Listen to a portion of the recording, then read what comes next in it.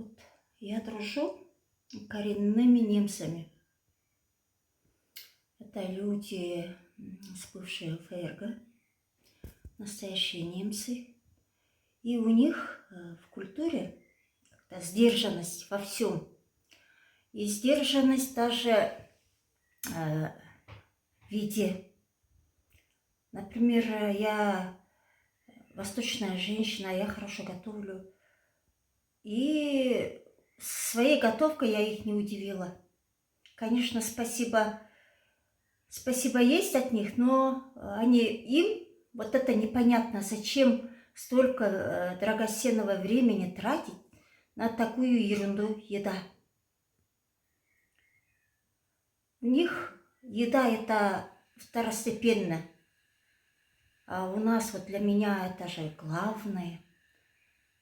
Утром встаешь и начинаешь думать вечером, что буду есть, что готовить, что купить. А у них такого нету.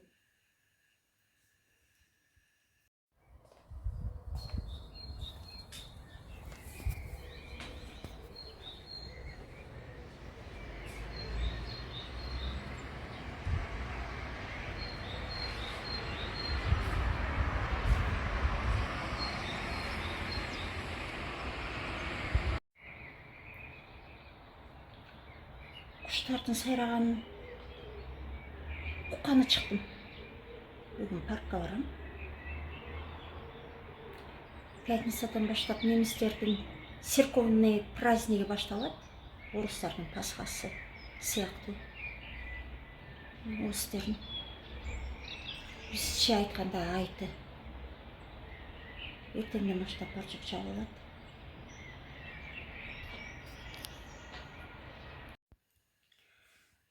Обычные дни они почти не готовят. Это бутербродики какие-то, сосиски свои, колбаски и кофе, там сок, даже чай. Чай не любят, вот так перебиваются. А готовка начинается у них с пятницы. Пятница, так, суббота, воскресенье готовят. И много никогда не готовят, потому что это невоспитанность. Говорят, какое-то отношение к еде у них вот такое. И никогда еду не выбрасывают. Вот это, наверное, хорошая черта. Я тоже привыкла есть, как они. Мало. И сбросила вот уже лишние, ненавистные, лишние 4 килограмма я сбросила через 2 месяца.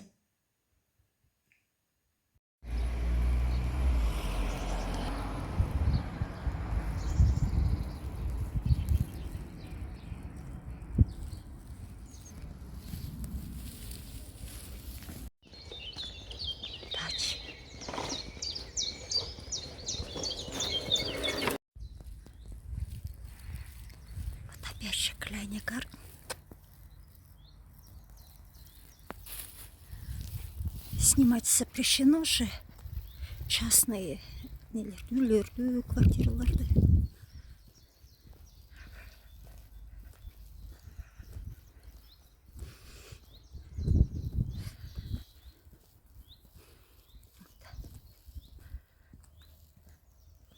Это сообщество, как я поняла, и арендует вот эти дачи.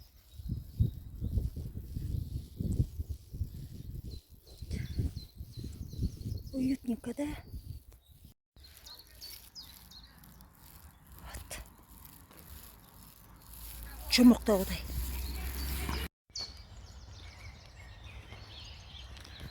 Паркқа келдім. Жұмысқа шейін. 40 минут жүрейін деп. Бұл Германиядағы жаратылыш өзгеше да. Маған жаққан Германияда номер 1 бұл Германияның жаратылышы. Потому что азыр планетада қалып қойып жатады. Адамдың аяғы аз жеткен жерлер, конечно, это жаратылыш жақсы. Анау шарлардың ішінде халық жайғашқан жерлерде жаратылыш Жоқ та почти.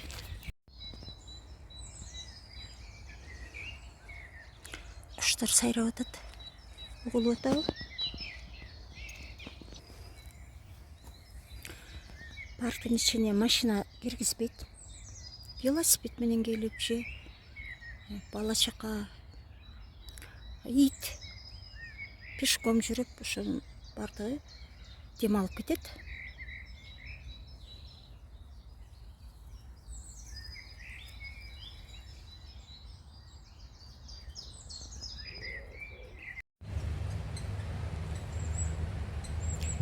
Менімен бірге демалыңыздар. Көп сөйлебейлі қойын. Менімен бірге көресіздер.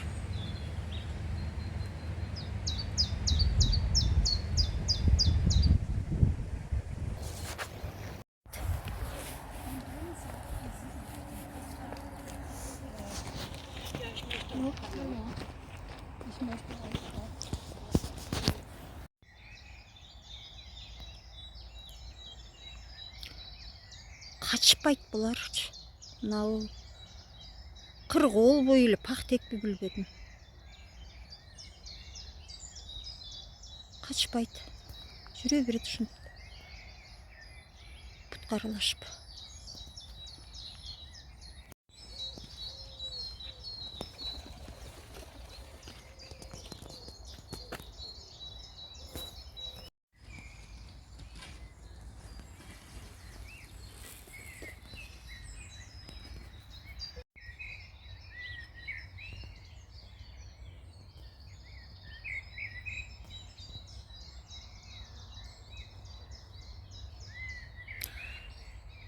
Бұл адамзатта табиғаттың бір бөлігі да, частичкасы. Ошондуктан адамдын жан дүйнөсүнүн, адамдын жашоосунун табиғатты алып таштоого мүмкүн эмес экен да. Бул жаратылыш менен байланыш, табиғат менен байланыш адамга бир бакыт берет экен. Критерий счастья тоже.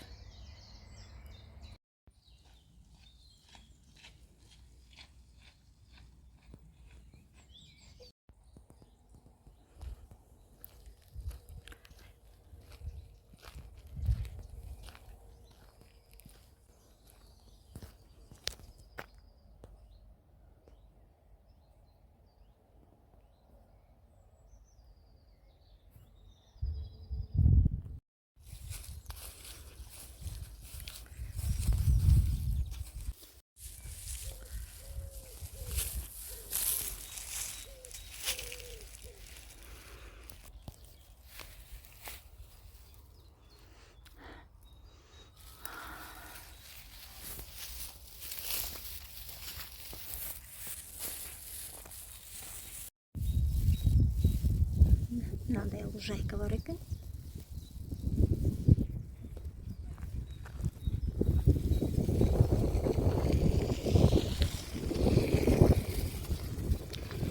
Ешқандай машина жоқ. Жоқ адамдар менен велосипед. Машинаға запрещено.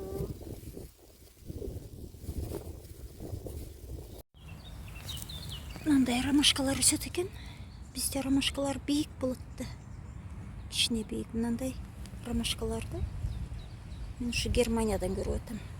Любой подъездердің жанында, жолдо, шаардын ичинде, парктын ичинде ушундай нелер бар. Гүлдөр.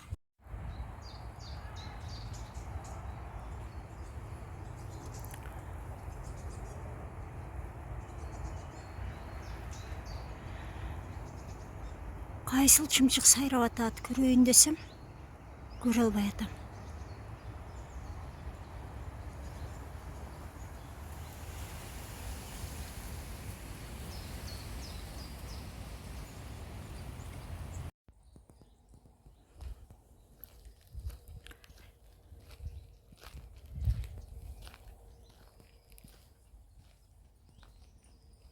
Там мусорка.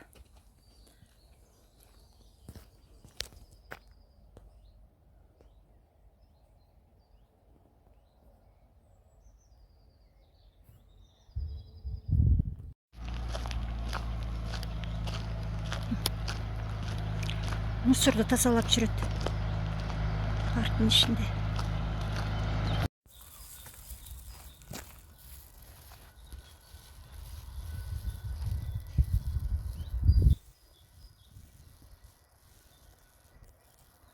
Überlegung war gerade kurzzeitig Schaltung, wo wir jetzt lang.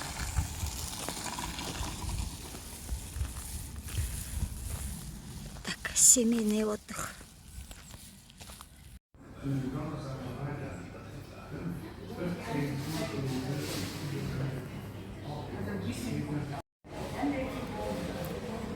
Тоштығымда чай ішкім келіп, чай сұрасам чай жоқ екен. Кофе.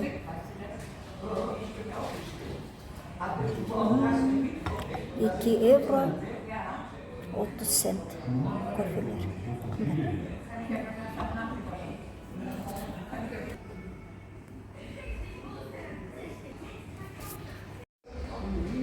Қайда келсін, шында қар адамдар жүреді. Шапқан адамдар.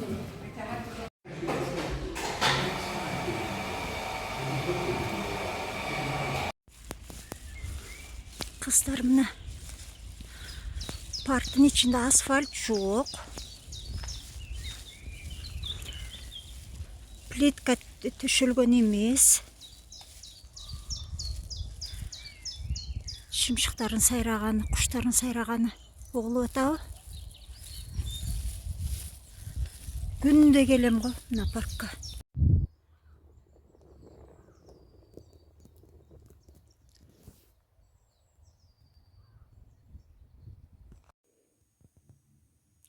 Германияда нандың басы. Бірақ нандың дәмі да сапаты да өте жақсы. Ай, иси. Für deinen Kanal oder was?